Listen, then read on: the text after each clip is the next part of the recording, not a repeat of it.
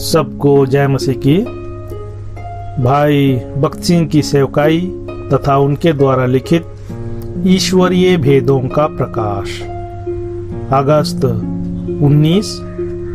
आज का वचन, जवान सिंहों को तो घटी होती और वे भूखे भी रह जाते हैं, परंतु यहोवा के खोजियों को किसी भली वस्तु की घटी ना होगी। भजन संहिता अध्याय 34 पद 10। परमेश्वर की संतान होने के नाते हम पैसे या भोजन के लिए भीख नहीं मांग सकते। भजन संहिता अध्याय 37 पद 25। हम भीख मांगेंगे तो परमेश्वर हमसे प्रसन्न नहीं होगा और हम सिर्फ भिखारी ही रहेंगे। इसलिए हमें अपनी जरूरतों के लिए प्रार्थना करना सीखना चाहिए।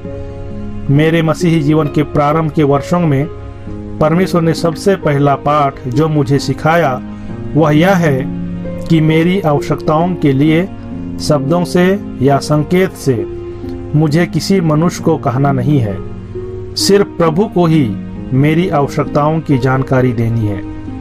एक वक्त ऐसा हुआ जब मुझे कई दिनों तक भोजन नहीं मिला था। इसके उपरांत मुझे कई लंबी दूरी तक चलना पड़ता था। एक दिन मुझे बहुत ही भूख लगी थी।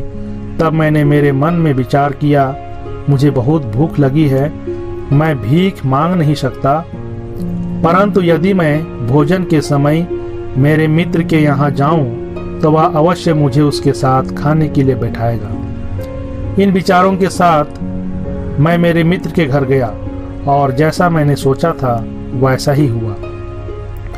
उस दिन उसके साथ मैं भोजन किया। कुछ हफ्तों के बाद फिर से वही परीक्षा मेरे सम्मुख आई। मैं बहुत ही भूखा था। लगभग 1:30 बजे मैं उसके घर की ओर जा रहा था। तब प्रभु ने मुझे उलाहना देते हुए कहा, तेरा विश्वास कहाँ है? मैंने उत्तर दिया, प्रभु मैं भोजन की मांग नहीं करूँगा, वह आग्रह करेगा तो ही मैं खाने के लिए बैठूंगा। इसके प्रत्युत्तर में प्रभु ने मुझसे पूछा, तेरे मित्र के घर जाने में तेरा उद्देश्य क्या है? मैं शर्मिंदा हुआ।